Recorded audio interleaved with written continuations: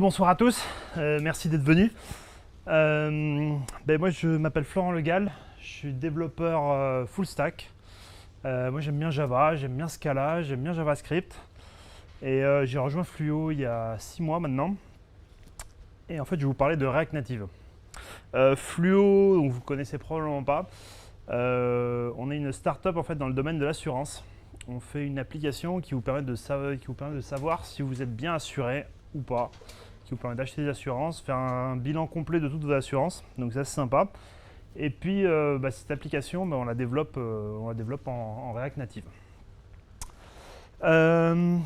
Donc au programme, je vais vous expliquer déjà c'est quoi React Native. Moi il y a 6 mois je connaissais juste deux noms en fait, pour être honnête. Pourquoi on l'a choisi chez Fluo? Notre avis, en fait, notre retour sur React Native, est-ce qu'on aime, est-ce qu'on n'aime pas, voilà. Une petite démo, donc je ne sais pas si on aura du temps, mais je vais essayer de faire ça. Voilà. Alors, React Native. Est-ce qu'il y en a qui connaissent React? Ok. Est-ce qu'il y en a qui ont déjà fait du React, qui ont déjà codé avec React? Est-ce qu'il y en a qui font des applis mobiles? Est-ce qu'il y en a qui ont essayé React Native? Est-ce qu'il y en a qui ont une appli soumise sur le store avec React Native? Bon, je frime un peu. Notre appli, elle est soumise, elle est en cours de validation depuis 1h30. Voilà. Bon, alors, on voit pas très bien. Pourquoi Facebook, React Native, c'est fait par Facebook? Pourquoi Facebook a fait React Native? En fait, jusqu'en 2012, l'application Facebook sur téléphone portable, en fait, c'était une WebView. Et Mark Zuckerberg a dit en 2012, ils se sont rendus compte que leur plus grande erreur, ça a été de tout miser sur du HTML5. Et donc du coup, ils sont partis, à partir de 2012, ils ont tout refait l'appli en natif, Android iOS. Le petit problème, c'est qu'ils se sont rendus compte que l'expérience développeur, c'était pas ça. Que ça amenait à des équipes qui étaient assez spécialisées. Et en fait, en gros, ce qu'ils voulaient, c'était l'expérience utilisateur pour l'utilisateur de l'appli qui soit aussi bien qu'une appli native, mais l'expérience développeur pour la personne qui construit l'appli, que ce soit aussi sympa en fait que sur le web et même que ce soit aussi sympa que React sur le web. Et donc ils ont fait React Native, et la promesse de React Native, c'est Learn once, write anywhere. Je vais essayer de vous montrer ça. Alors, qu'est-ce que c'est React Native en soi? En fait, React Native, c'est juste un pont entre une VM.js et du code natif. Une VM.js, c'est quoi? C'est un interpréteur JavaScript qui va tourner dans le téléphone.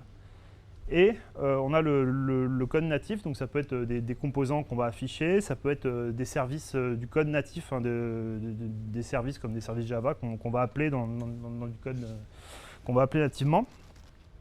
On a un virtual DOM, un petit peu comme React, pour manipuler en fait les composants. Et les composants en React, on va les implémenter en JS. Donc c'est ça, en fait, tout le cœur de l'application. On les crée en JS, et React Native s'occupe en fait de faire le lien. Donc les composants de base, parce que en fait, quand on écrit des composants en React, on se base en React sur le web, par exemple, on se base sur des composants de base, des divs, des spans, des champs texte, etc. Là, on a la même chose, donc c'est pas les mêmes dans React Native. Dans React Native, c'est pas le même DOM qu'on manipule. On manipule principalement des views, des textes, des images. Il y en a une vingtaine d'autres à peu près qui servent.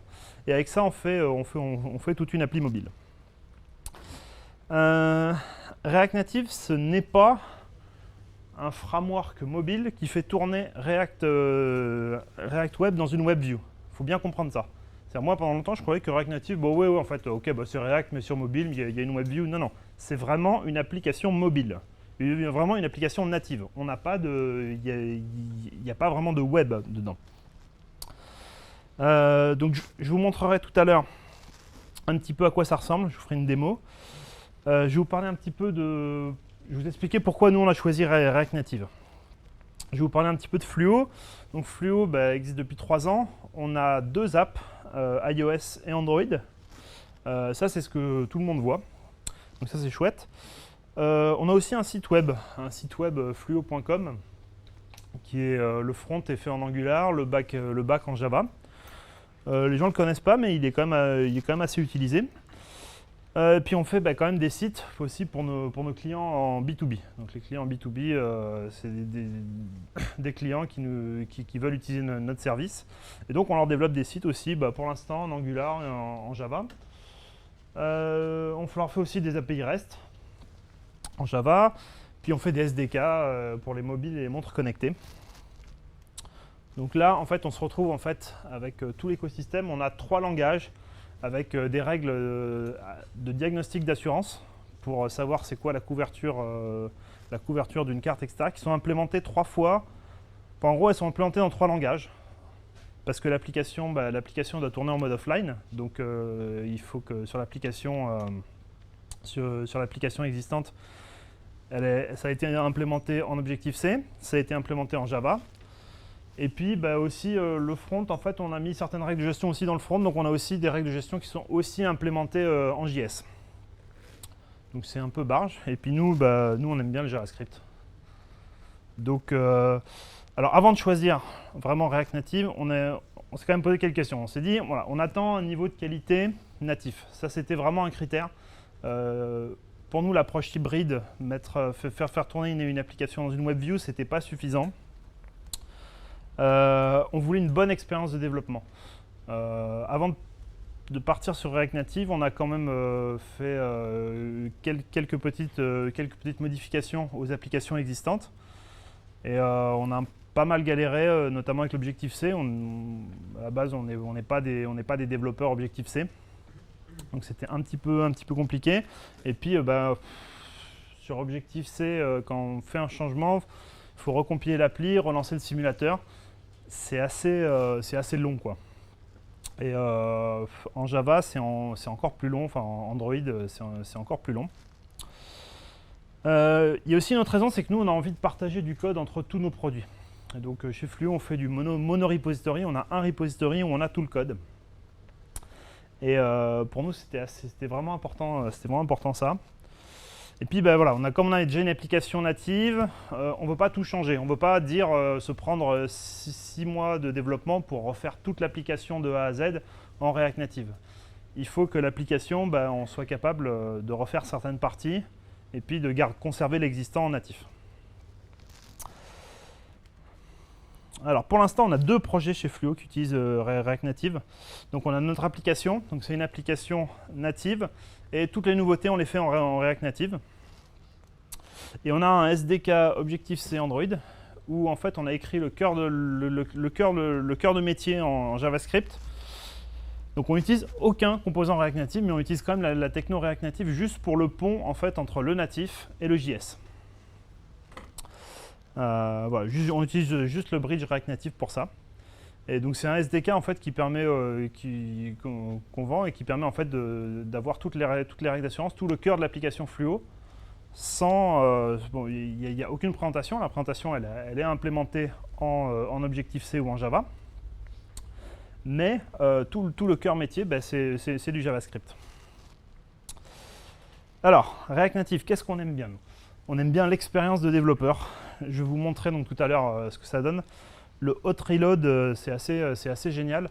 Alors sur le web, c'est pas mal, mais sur le web, en fait, si vous faites bien votre routage, au final, le hot reload, vous rafraîchissez votre page, et comme vous avez un routeur qui vous amène directement dans votre single page à l'endroit où vous étiez, finalement, le hot reload, c'est pas mal, mais le gain, il est pas si gigantesque. Par contre, sur mobile, quand vous avez à recompiler l'application, à la relancer, vous passez un cycle et ça vous fait facilement 20 à 30 secondes.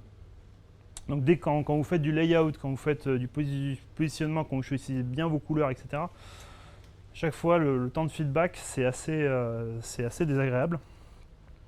Ce qu'on aime bien, c'est le système de layout Flexbox, donc, qui est utilisé par React Native. C'est un mode de positionnement qui est assez génial. Alors ce qu'on aime bien aussi, c'est qu'il n'y a pas beaucoup de fatigue JavaScript. avec React Native, vous prenez React Native de base, tout est outillé en fait pour démarrer directement en ES 2007. Donc vous avez les modules ES6, vous avez les fonctions sync await, vous avez fetch. Donc ça c'est quand même assez génial. Et à outiller, franchement ils ont fait une CLI qui est assez pratique. On peut démarrer un projet React Native très très rapidement. Nous ce qu'on aime bien aussi c'est on utilise Flowtype. Flowtype c'est un petit peu comme TypeScript, c'est Facebook qui fait ça, pour typer les props et les states de nos composants React. Donc nous on aime bien. Et puis alors ce qui est vraiment chouette, c'est qu'on peut déboguer le JS directement dans les DevTools de Chrome.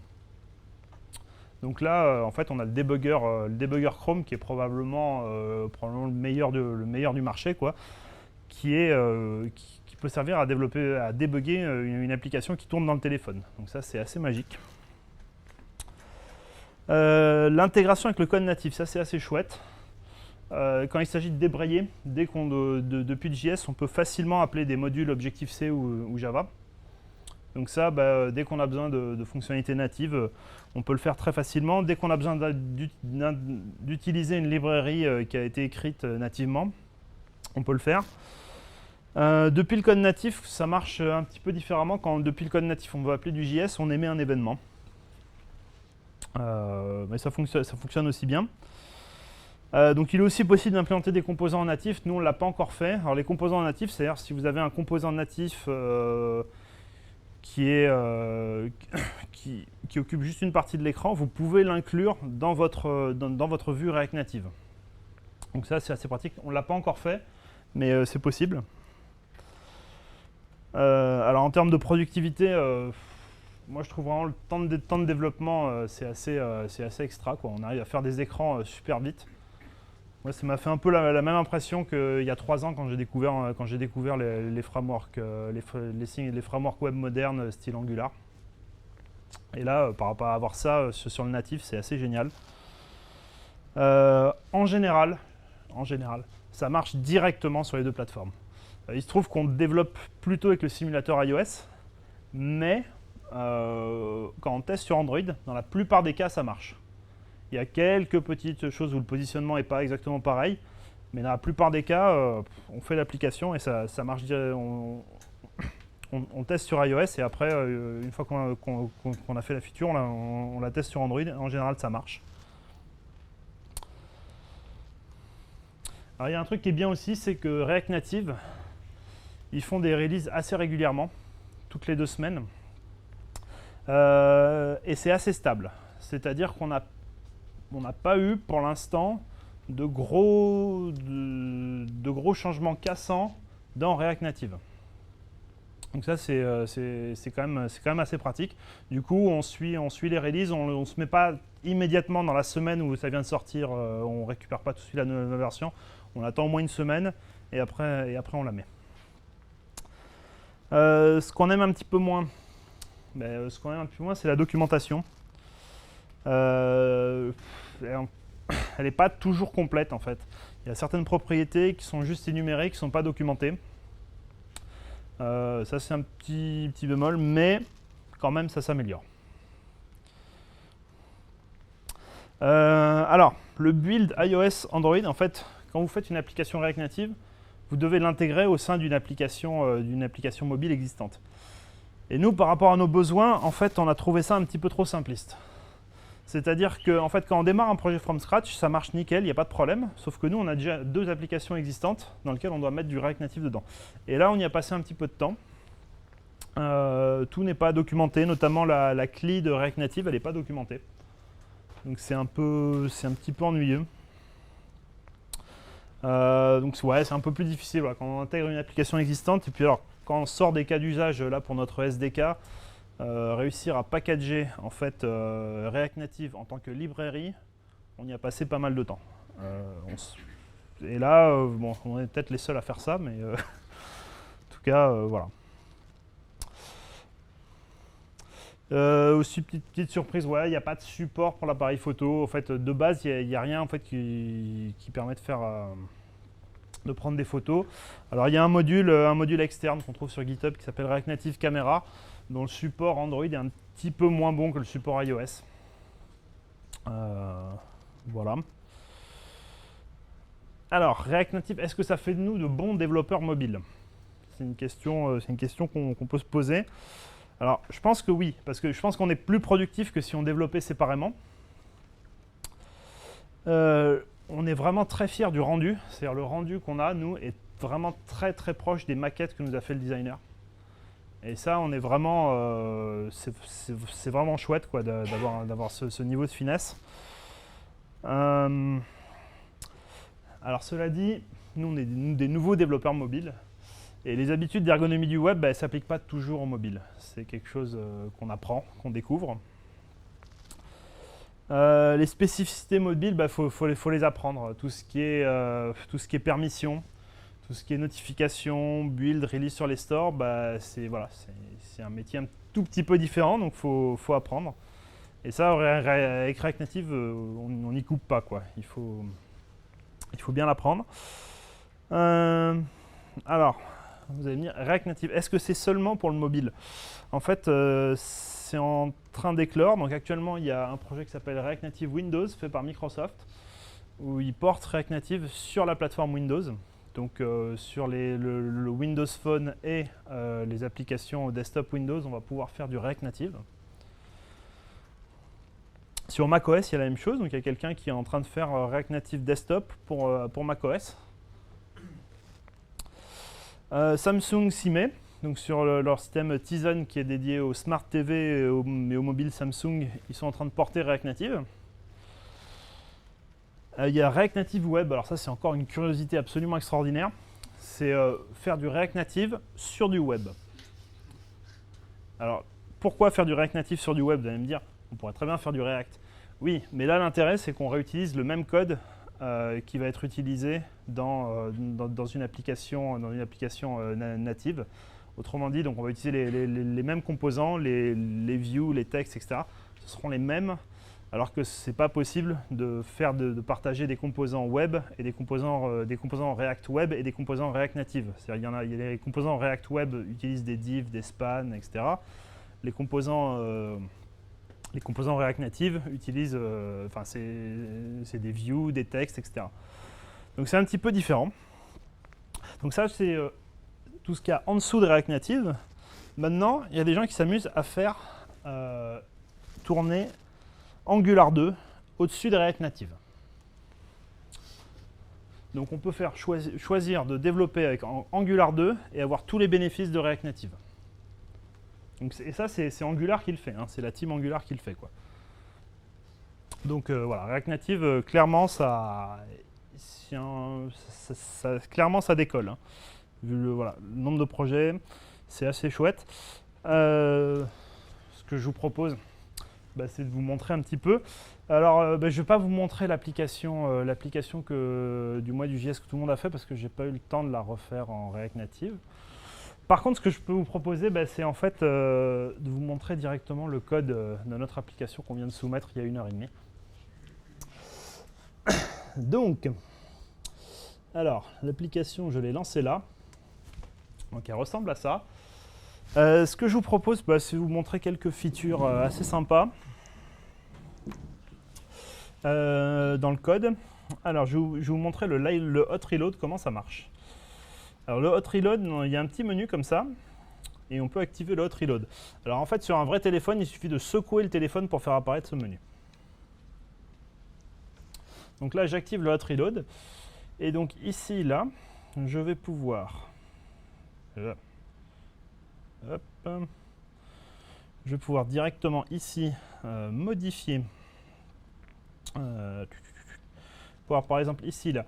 Alors comment ça fonctionne? En fait, c'est un petit peu comme React. On utilise en fait, on déclare un composant. Donc c'est un composant React. Il y a des props, un constructeur, etc. Ici donc comme je vous ai dit, c'est des vues. Plutôt que, donc on n'utilise pas des divs, on n'utilise pas du HTML, on utilise un autre système qui est propre à React Native. Et les styles, c'est des styles inline.js. Donc en fait, c'est du CSS en JS. Et donc ici, on passe en fait un style background ici qu'on va retrouver ici un peu plus bas. Le style background. Donc là, moi, le style qui m'intéresse, c'est celui du titre qui sert ici. Et donc là, on va mettre... Ouais, on programme avec des feux d'artifice, c'est assez sympa. Donc là, je sauvegarde et ça a tout de suite modifié le titre. Donc c'est quand même assez sympa, il n'y a pas à rebuilder. Donc voilà pour le hot reload. Alors je vais juste vous montrer. Ici, on va débugger dans Chrome. Donc je clique sur Debug JS Remotely. Donc là, l'application continue à tourner. Sauf qu'en fait, la partie JavaScript, au lieu de s'exécuter dans le simulateur ou dans le téléphone, là, elle s'exécute dans Chrome. Et donc là, ici, localhost. Donc ici, je peux rentrer en fait directement dans le code. Alors, le composant qui m'intéresse, c'est la home view. Voilà, on va mettre un breakpoint. Hop, on va faire une action. Et voilà, je suis dans le debugger. Et donc là, je peux faire toutes les opérations que je veux. Ce qu'il faut voir, c'est que là, vraiment, ça s'exécute, le code de JavaScript s'exécute dans Chrome. Il s'exécute plus sur le téléphone, l'exécution est déportée. Donc c'est assez pratique pour débugger. Bon là, ce breakpoint, il a quasiment aucun intérêt.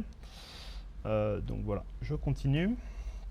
Bon, bah voilà. Alors, juste peut-être vous remontrer un petit peu de code. Comment on peut faire, par exemple, si on a un traitement spécifique iOS ou Android à faire. Donc soit on peut faire des if. Du coup, ici, en fait, on a un objet plateforme avec l'OS. Ici, on peut faire un if platform.os égale iOS. C'est pas mal pour les petits trucs, mais néanmoins, si vous avez quelque chose d'un petit peu plus systématique, il y a quelque chose qui s'appelle platform.select.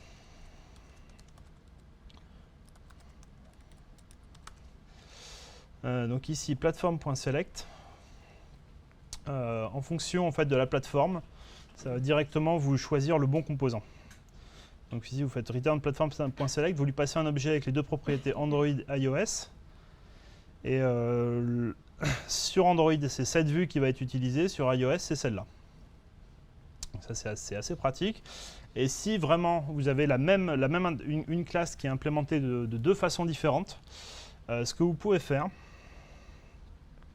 c'est... ici, en fait, on a la classe Native Events qui est implémentée pour Android et pour iOS. Donc, en fait, elle est implémentée différemment. En fait, ici, en fait, on a juste une fonction addListener. Sur iOS, c'est implémenté avec le Native App Event Emitter. Et sur Android, c'est implémenté avec le Device Event Emitter. Et du coup, ça, en fait, lorsque vous chargez ce fichier-là, en fonction de la plateforme, il va automatiquement choisir la bonne version. Je ne sais plus où est-ce que c'est utilisé. From Native Event.